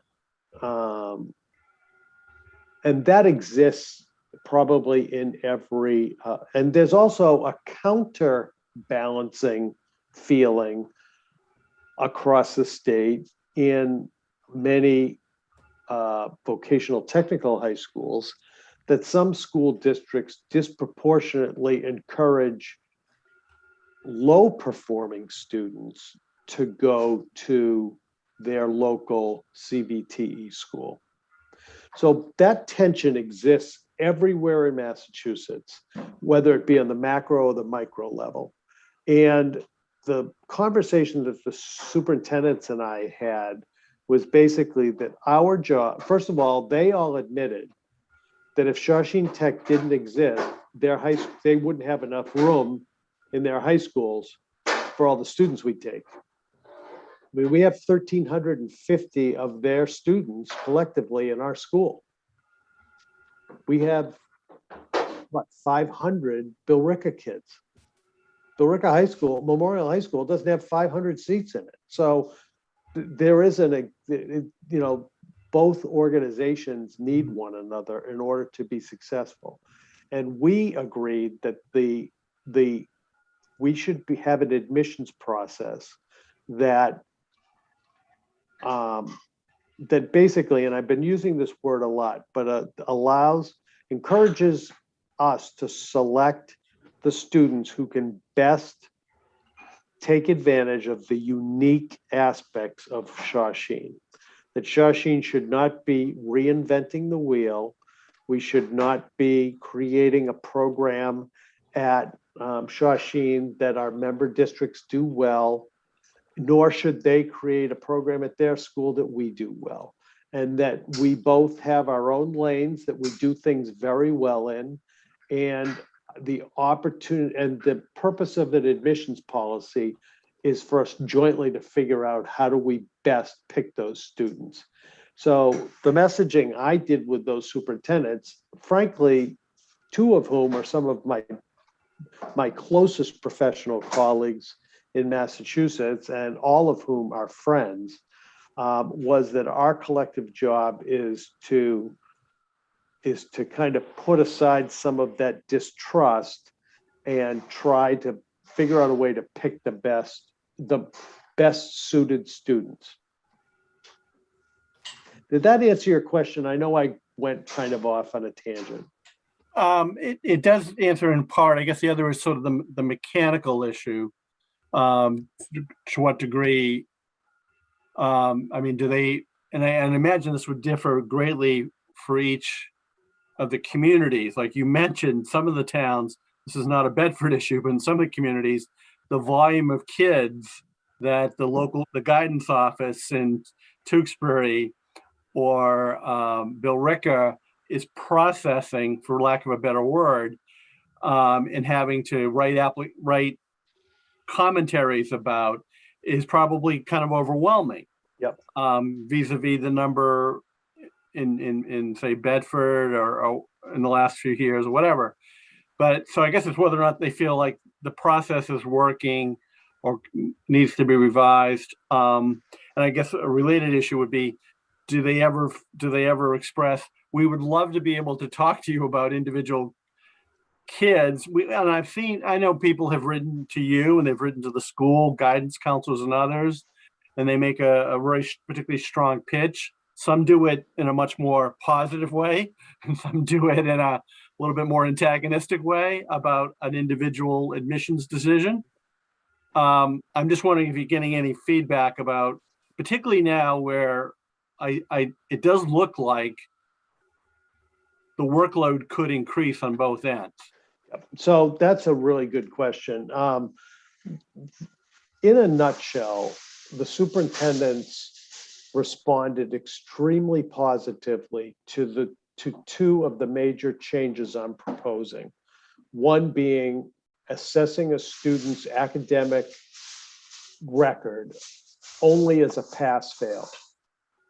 And they thought that was a huge move on Shawsheen's part to maintain academic excellence, but to recognize that students change, that there really is very little difference between a C+ at one school and a B- at another school, and but does allow us to maintain some level of academic rigor in our admissions process. So that's a huge change to them, and frankly, a huge sign of good faith that we're not trying to skim the best. It's very hard to say you're not trying to skim the best when you give a student who gets all A's more points than a student who gets all B's, frankly. They also were they recognized the changes around discipline. Now, they did recognize that those are regulatory driven and but those changes are there. In exchange, they also recognize that they wanted more of a voice in the admissions process. And with that voice comes responsibility and effort, particularly around the guidance counselor recommendation. And they unanimously were thought that was a very fair trade-off, that you can't ask for more voice and say, this is a student, you know, that, Brian, that impassioned plea, that can go in the guidance counselor recommendation now and be part, instead of being part of the, why the hell didn't this student get in conversation, we're moving it to why this student should get in conversation, which to me is a vast improvement. So that's kind of my answer to that. I think all in all, I think they feel that those are that those changes in total are very, very positive and worth the effort that they will have to do on the guidance side.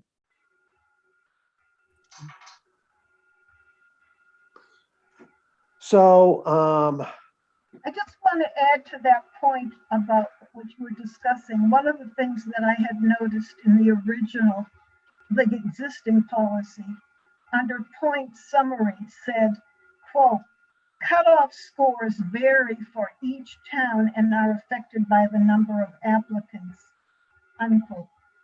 And I think the pass-fail, I mean, that made me very uncomfortable if scores vary from town to town, but if we do a pass-fail, that eliminates that discrepancy.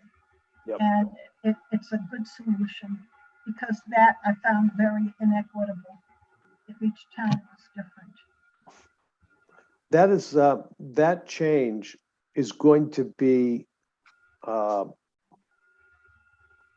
met with some skepticism inside our walls. I'm sure.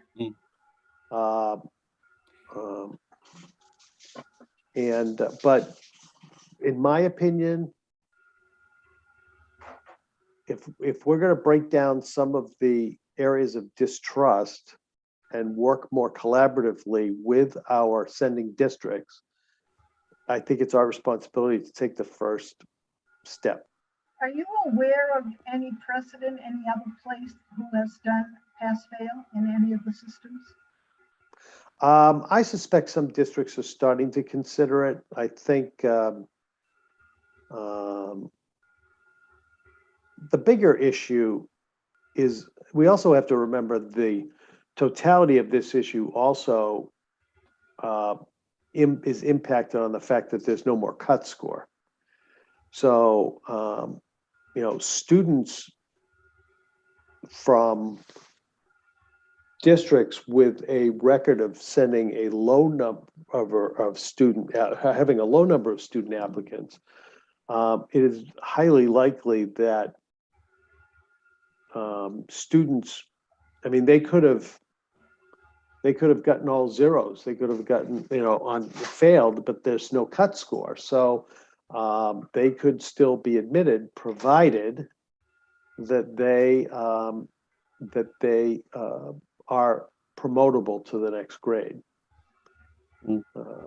which is the irony of all ironies, but we're not going to talk about social promotion today.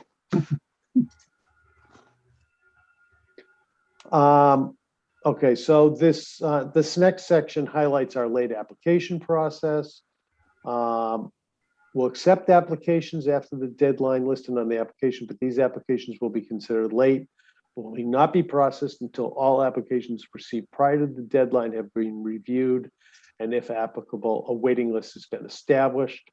Once all supporting data is received at Shawsheen, a late application will be considered complete and then will be reviewed in the order received, and if seats are available, admissions will be offered in the order received. If seats are not available, late applications will be reviewed using the criteria outlined in section 7, and late applicants will be placed at the end of the waiting list after all on-time applicants in ranked order. That is what we do now. and that's the best we could do to make that verbiage match.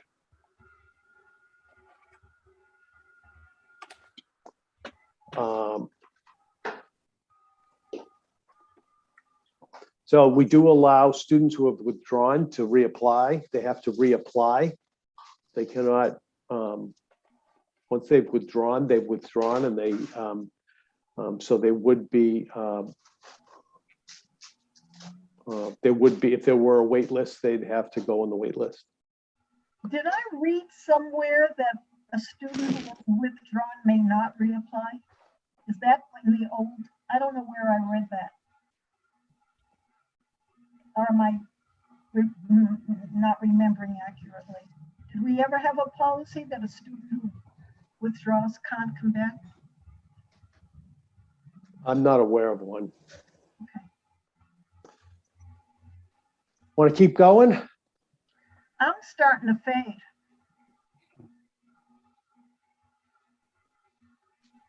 Well, I'm tired of hearing my own voice.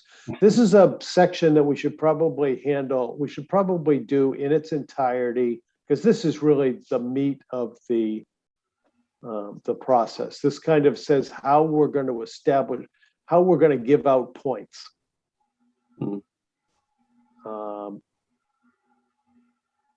And I hope it's clear. I think it's, we've talked, actually, you know what, let's keep going just for a second. Let's see if we can get through this. So this, we talk about, so math is how we do the we do a final average. Some of this language is really tricky because some of our sending districts are semesters, some are trimesters, some are terms. So we decide our recommendation, and again, this is new. Our recommendation is that we wait 8th grade, half a year in 8th grade more than we wait the entire 7th grade. It may seem counterintuitive at some level, but we feel that for the most part, students, their 8th grade work is more comparable to Shawsheen Tech work, or closer to it, and also that it allows students who didn't have the best 7th grade year due to maturity issues or due to not have that kind of be heard against them. So our recommendation is basically, come on, my screen is basically saying that a pass for admission, a 9th grade admission, grade 7 math, they'd get 2 points if they pass. Grade 7 science, they'd get 2 points if they pass. Grade 8 English, they'd get 2 points if they passed. Grade 8 math, they'd get 3 points if they pass. Grade 8 science, 3 points if they're passing. And grade 8 English, 3 points. So it's basically, sorry. Go ahead, Brian, I'm sorry. I think you had mentioned early in the meeting that there was a decision to not include social studies, which might have been looked at in the past. Was there any particular philosophical reason for that, or something had to go? Well, actually, there was a philosophical, basically, math, science, and English is not only essential to success in the academic side of Shawsheen, but there are math, science, and ELA curriculum objectives in each of the 20 vocational technical programs. So so there's a math component to electrical, there's a science component to this. So there's a science component to cosmetology, for example. There's an ELA component to all of these. So there are curriculum standards for math, science, and English within each CVTE curriculum. So we felt that was, again, what's unique about Shawsheen. What's unique about Shawsheen is our CVTE offerings. And we link the academic offerings to those, and that's why we picked those three. Thank you. I'm surprised I remembered that. And then this is for rolling admissions. We basically said the year and a half to the half year previous. This is if somebody, basically we're all doing half years here. So attendance. So this is a little bit of a change.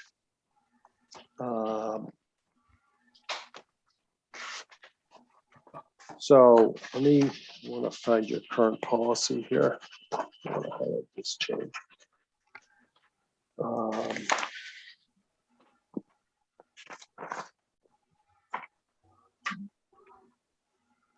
So we basically reviewed, we made this, frankly, a little stricter, even though it's only worth 15 points.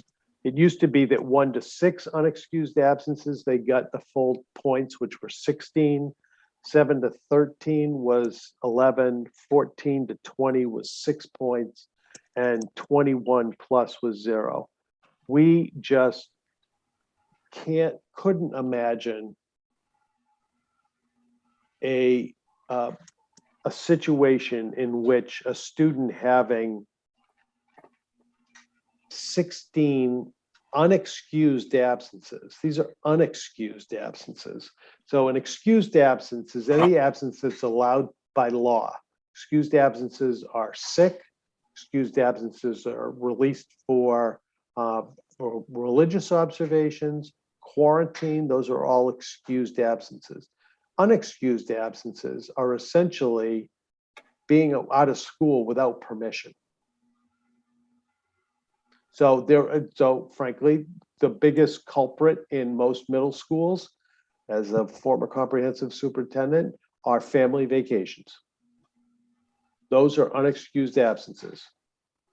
And we, at some point, we wanted to reinforce, we have always believed that our admissions criteria help middle schools maintain high standards in certain areas, particularly for those students who may be having a hard time staying focused or having a hard time staying engaged. We felt that tightening this language would actually be a benefit to both parties. It would be a benefit to us because we'd set higher expectations, and it would be a benefit to the sending district because they can point to this as a, hey, dude, you got to get into school. If you want to go to Shawsheen, here's the numbers. Here's how the numbers work out.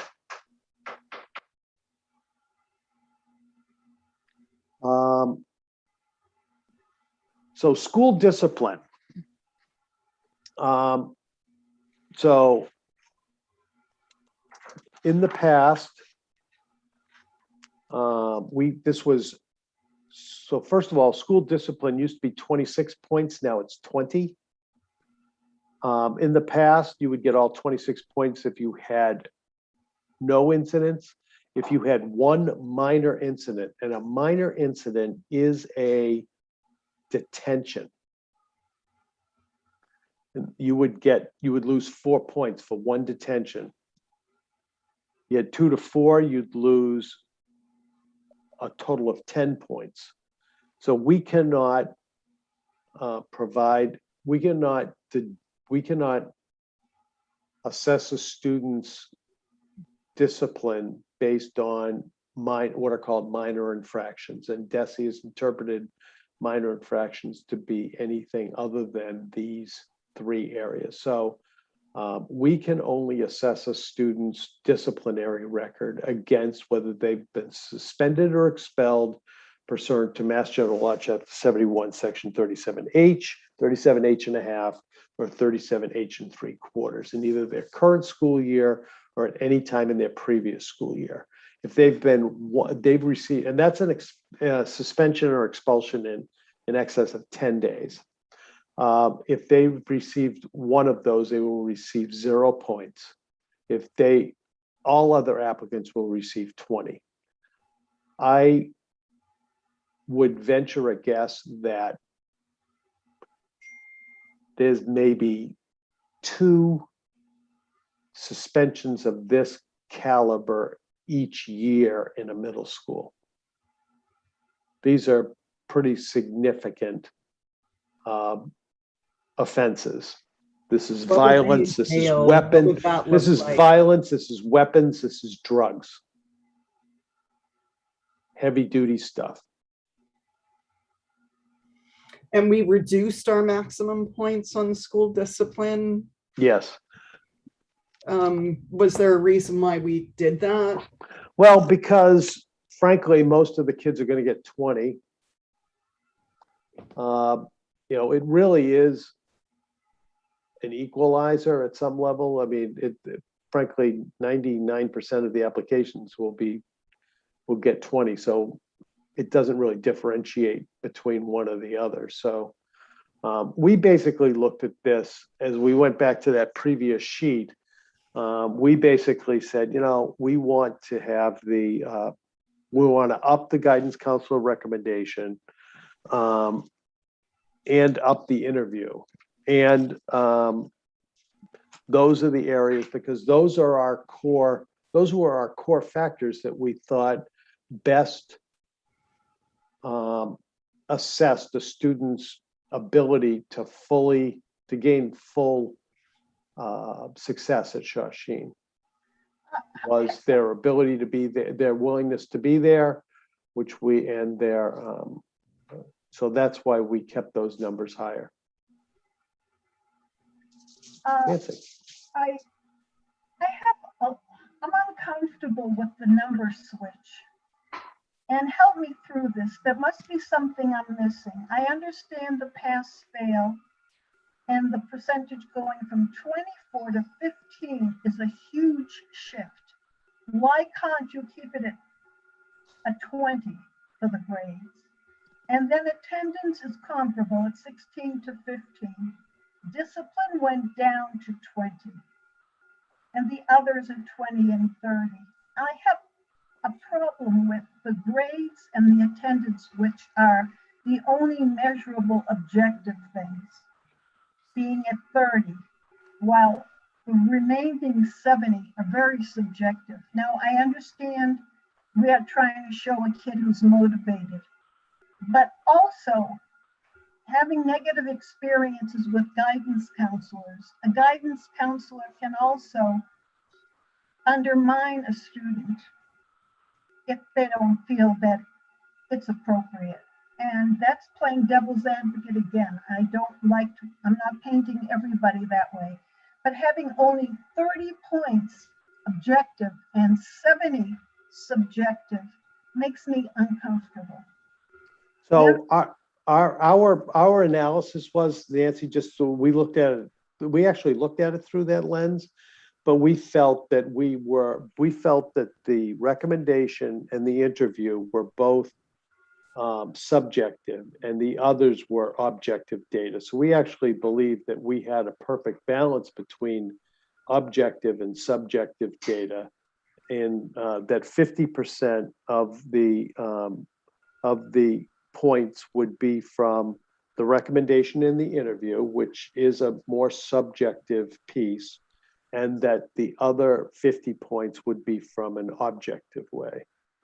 So that was actually we did actually look at it through that lens.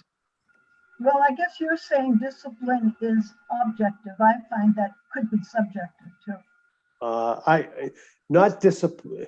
The reason the state is allowing schools to do this at all is for exactly that purpose, because there are so many students have so many rights for appeal and of any of these major disciplinary infractions that DESE felt that those were objective measurements, that students, because of the extensive rights that they have to appeal any suspension or expulsion in excess of 10 days, and the legal reviews they have available to them, and the manifestation determinations that they get through the special education process, which allows you to not be able to suspend or expel a student for an action that's a manifestation of their disability. They felt that that was a very objective criteria because of those checks and balances Okay. that exist at the middle school level. But I guess the one that really stands out is the grades, because giving it a pass-fail is already making it more user-friendly. And going from 24 to 15 is a huge decline. Well, I think we felt that by lowering grades, that actually, again, most of our student applicants are going to be getting 15 points. And if they lose points, they're still going to lose a couple because of, they failed math in their 7th grade year or something. But we actually felt that that the grade piece was because we had, I think some would argue locally that we've weakened the grade importance by only requiring a student to pass before they get all the points, that reducing the number of maximum points you could get kind of offsets that a little bit. Does that that was the thinking anyhow. I'm trying. I'm trying to see it your way. I might, along the lines of what Nancy was suggesting, I might personally take 5 of the points from the interview and move them back to the grades, giving a little more balance.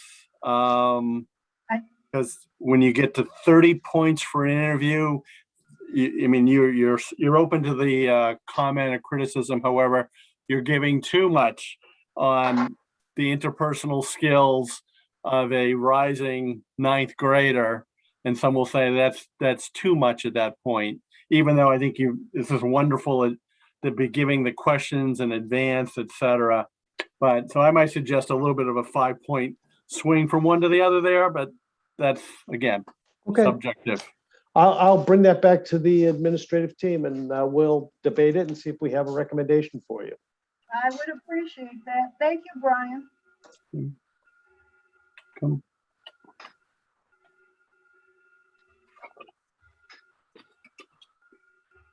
I just want to make sure I write this down. So under the local guidance counselor recommendation, this was purposefully higher. Again, it's in order to provide those who know these student applicants the best an opportunity to have a voice. This is a demonstrable difference and an outreach to our member districts to give them this voice. However, because of some past history where some of these all students coming from a particular school were exceptional, we did feel it was important to add a narrative component to the recommendation so that these students can get, so that we can assess them. So what this policy talks about is that the guidance counselor asked to answer not to exceed 250 words. Following questions: in what ways do you think this student would benefit from the unique features of Shawsheen Tech? And then the narrative question, the rubric we included was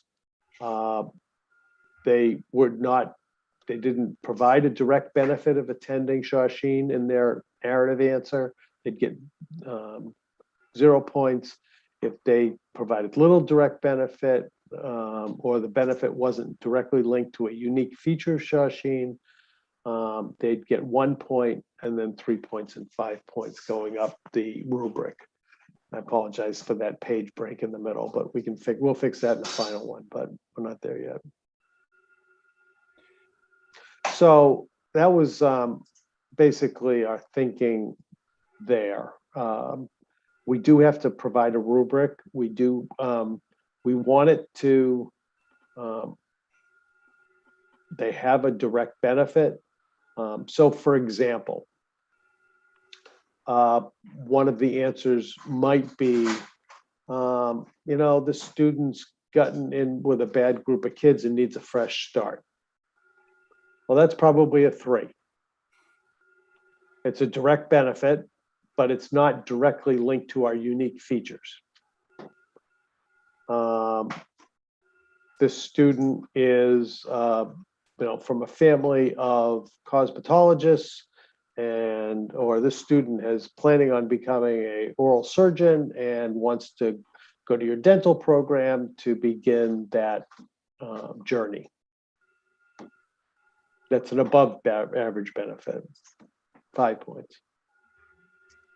All of these are going to have to be group rated in the first couple of years as we go through the process. And that's doubled from 10 to 20. That's a Yes. lot. That's very subjective. Well, I understand what you're saying, but what we're trying to do here is to give our sending districts a bigger voice. In response, frankly, to some of the complaints I've received from the middle school in your community, Nancy, who felt that their voice was ignored.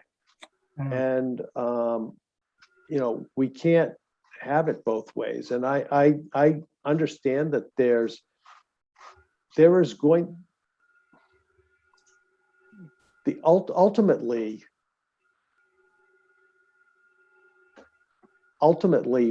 there, we have to have a sense of whether an admissions process can really be 100% objective.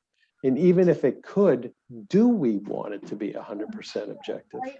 So that's the tricky part. I'm not advocating that at all. No, I'm not suggesting you were. I'm just saying what we're all struggling with, and I agree that it's a challenge, is to find that right balance of objectivity and subjectivity that allows you to get that. In my opinion, even if we don't change the point values that we had originally recommended, this provides an opportunity for the student to articulate their needs and what they and articulate for themselves, and the trusted adult in their school who knows them. I think that is a huge opportunity for kids, student voice and sending district voice to be included in the process. Ideally, I think it would be wonderful, and I'm just afraid it's not the reality of how things work. And I would like very much to know how the guidance counselors react to this and how they feel about it as it's implemented, and we can review it hopefully as it progresses and not wait a whole year to see how it's going. I can tell you the guidance counselors won't be happy about it this year. They won't. They won't be happy because they will have a larger role. There's two things about this they're not going to like, and these are very hardworking people who, but they have tough caseloads, and we're making their with their voice, Brian, as you mentioned, with their voice comes the time to put the voice into form, and that means they have to answer a narrative question, and that's going to take longer. Right now, they just kind of said, 3, 2, 3, 3, 2, and moved on. It's like, sorry. They, there's also another kind of Oh, sorry. written into the appeals process is the ability for families to see their child's packet, admissions packet, and how it was scored. So they haven't figured that, we haven't shared this with them, but we will, because we're not going to keep it from them. And I have shared this with the superintendents. There's a possibility that their packet, that their assessment of the student will be shared with the student if they appeal their score. Has that been the case till now? It was my practice this year. The parent that I had interaction with said she was not allowed to see the packet. She was not allowed to see any of the information, which is one of the reasons I'm. Well, that is blatantly untrue. Well, I believe that's what was indicated. That's my recollection as well. I'm going to have to go back. I'm actually considering contact. No, I'm not suggesting what you said is incorrect. I'm just suggesting that the parent characterization of that is not accurate. I don't doubt for a minute that that's what you were told. Right. I'm not questioning that, Nancy. All right. All right. One can see where there may be some challenges here, again, particularly for those districts that have a lot of applicants. There is going to be some burden. And we may be thinking about how we have to deal with that. And I guess I also would, this is a reflection of the fact that not that different than high schools where there's a group of teachers who 85 kids all want their recommendations for college applications, where this burden disproportionately falls on certain people. I guess the other issue, and I don't know, Brad, you've seen this be an issue before. We talk about the guidance counselor as the person who knows the kid the best, which is true. But then there's the issue of how well does the guidance counselor know Shawsheen? How often has he or she been in the building, has a sense of the place, to the degree that this process is going to require them to write some objective, but also enthusiastic comments about, do they have enough of an understanding to project the child into that building, into that place, and maybe see the match particularly well. I can imagine if I was a relatively new guidance counselor at a middle school in Bedford or Billerica or any place else, I may have no background at all in voc ed, and I've got so much to learn that learning about the local vocational school. So, anyways, I think it just calls upon all of us to remember we may need to do a little more outreach, education, whatever, in terms of getting them into the buildings. I agree. Having said that, I do think that there is no more important role for an 8th grade guidance counselor to play than in assisting the student in helping them choose which high school is best for them. And to do that, they have an obligation to be educated in the options. And I would argue that a new guidance counselor would do that pretty quickly, because that is an essential part of their role. Now, having said that, some school districts in the middle school level have a 6th grade guidance counselor, 7th grade guidance counselor, an 8th grade guidance counselor.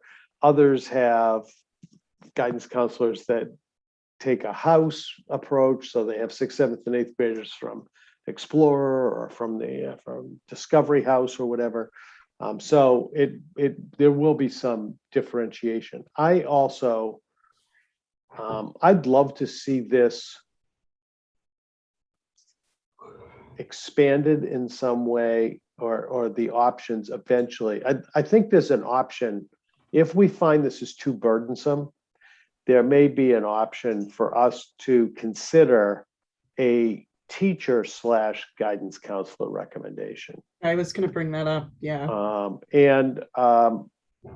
And that really, we really have to kind of, we have to pilot what we think is going to work the best, and then be prepared to address it if we find that it's overburdensome. We also, in addition to what Brian said about helping the counselors understanding what voc tech is about, we have to help the principals understand that so they can pass down the message through the ranks. I mean, it has to come from above as well. The counselors can't do it if the principals aren't on board. I agree. All right, and then the last part is the interview. Can I ask one thing? Sorry. So these new max points for things, do we have something that says that we're going to look at how they worked and reassess the point system as we go along at certain intervals? The only time we will be able to assess this is at next September. There really is not a way to switch horses in midstream. Oh, for sure. Yeah, I don't mean that. But that's the purpose. This whole policy can be reviewed and revised based on, you can change the interview to 10 points next year. You can change it to 50 points. This is just based on, our current thinking and our current expectations as to how this might work out. At the finish of the, year for enrollment for the following year, will you update us as to how it all went? Oh, yes. Okay. Great. Yep, absolutely. I think also it would be helpful to know how the acceptance numbers might be affected by this, by how Yep. many more, well, just numbers in general. Agreed. Oh, there's a lot of, we'll, once we have the data, we will share it with you. Absolutely. Just so you know, this year we're going to be, we had a disproportionately high sophomore class and freshman class. So next year's freshman class will be accepting 340, not 360. Our goal ultimately is to have 350 per grade. But because we've had such a large waiting list the past 2 years, I upped it to 360. But now we have to pay the piper because we're so overcrowded. Now this next class has to be 340. That's still going to make Shawsheen bigger than it is now because we have about 310 in our graduating class. So anyhow, the interview, each applicant will be interviewed by a member of the Shawsheen admissions student recruitment team. Each applicant will be asked the same questions and rated using a uniform standard, which is not in this document. We're working on that next week on Wednesday. The interview is designed to gather information regarding the applicant's reason for seeking admission to Shawsheen and the ability to benefit from the unique features of a Shawsheen education, current program interests, career goals, and interest and motivation. Interview questions will be provided to all students in advance of the interview. This is something that I've added that is very important to me and to this process. All members of the Shawsheen admissions and student recruitment team will meet annually prior to when interviews begin to review the assessment criteria to ensure inter-rater reliability.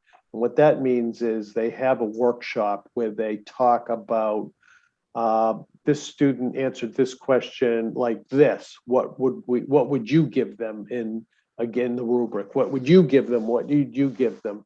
And you have a conversation so you all are on the same page so that who you get as the person conducting the interview doesn't impact your score.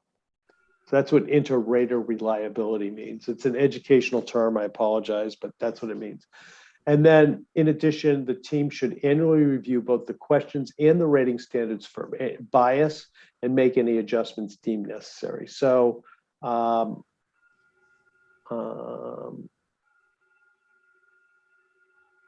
just to make sure that questions do not inadvertently advantage or disadvantage a particular group.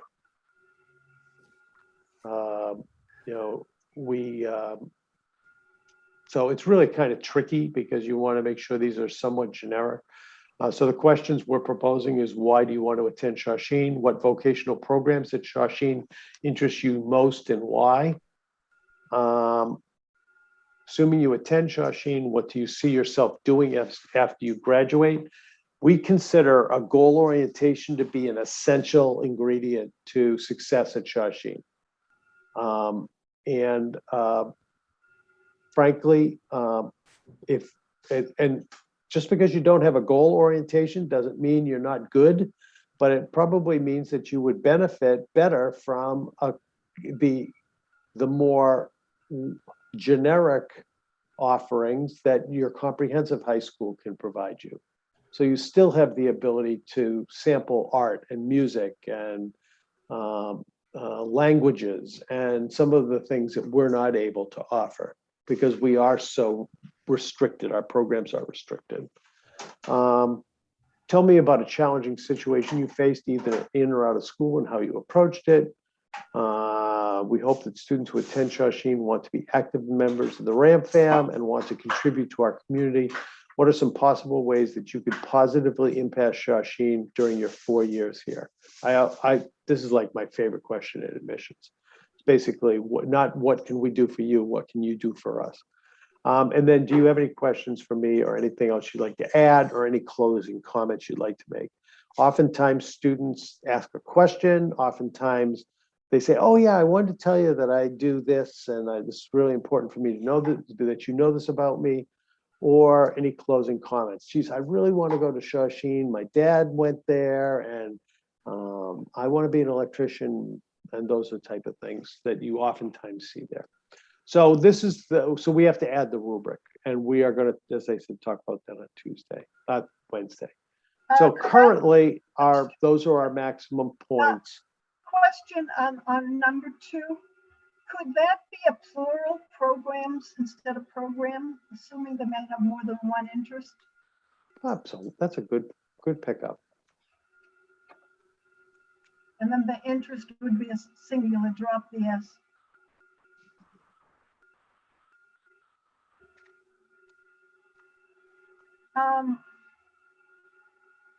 Also, I'm not sure out of school should be hyphenated. Okay. I don't know for sure. I don't think so. I went to business school as an undergraduate. I'll defer to you, Nancy. Oh, well, I'm a stickler for some stuff, but I'm not always right. So I'll let your teachers check it out. So I would strongly, since it's 7:30 and I'm starving and tired of talking, and you must be equally tired of listening to me. I would suggest we stop here in the review. Next time we'll have the rubric to review, and we can start there and then move into the selection criteria, which talks about the wait list process and everything. I think you did a monumental job. Thank you. Excellent. This work is extraordinary, and it's been fun to do with the team. They're working very hard at this. I'm going to stop sharing my screen. You got farther than I thought you would, actually. Well, you guys have been very patient. It's 7:30. I just ask that you revisit in your deliberations those percentage points. Yes, absolutely. I can see both sides. I'm really torn. We'll have the conversation. One of my goals is to, I do not want to be the sole spokesperson for this. One of your requests, which was your collective request, is that you'd like to meet with the group that put this together. So we can have more of a conversation about some of these things and not just represent my view, but you can hear from other voices. I'd love to be able to set that up perhaps after we go through the whole policy once. It would be kind of, we can set aside some conversations for the 5 points for grades and adding 5, to have you've seemed open to hear that type of feedback and have that kind of open conversation with the administrative team. And I think that's fabulous. And I think it would be helpful to hear their side as well. Yeah. Definitely, I agree. So when do you guys want to meet next? Are we going to have a meeting on the end of the month? The Shawsheen Yeah, the Regional regular School Committee will be having a meeting on the 28th. 28th, right, okay, so that only gives us one. Well, week. we're not going to have this done by then, but we probably should try to get another meeting in maybe before then.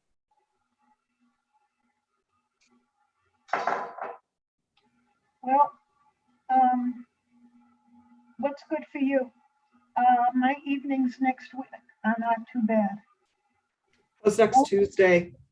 Wednesday's Next not- Tuesday's the only one I can't do. That's the Shawsheen graduation.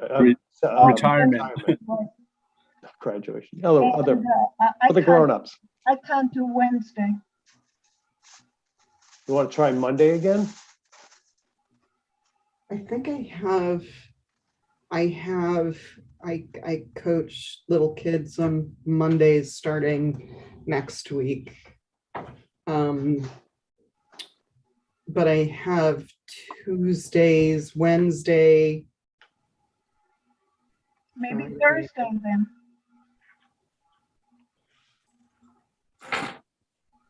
How about Tuesdays are- Thursday, the 23rd? That's what I'm looking at. At what time?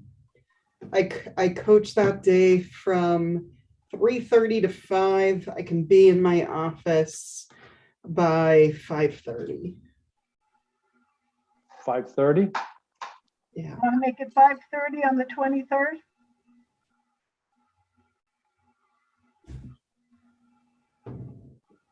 We'll post that. Is that okay with everybody? Does that work for you, Brad? Yes. That works for me. Great. Okay. Thank you. Happy coaching. What a good kid. I coach little second and third graders. They're lovely. Oh, I bet they love you. They're the joy of my week. So fun. Okay, so 7:30 would be policy again. All right. All right, somebody want to move, we adjourn? I move we adjourn. Thank you so much, all of you, for your hard work and being here. Somebody want to second it? Second. Do we have to do a roll on this? Brian, Yes. Christine, Yes. and I say yes. Okay, thank you. All right, everybody. Thank you very much for your patience. I really appreciate it. It's good to see you all. Thank you. Thank you so See you much. soon. Go wet your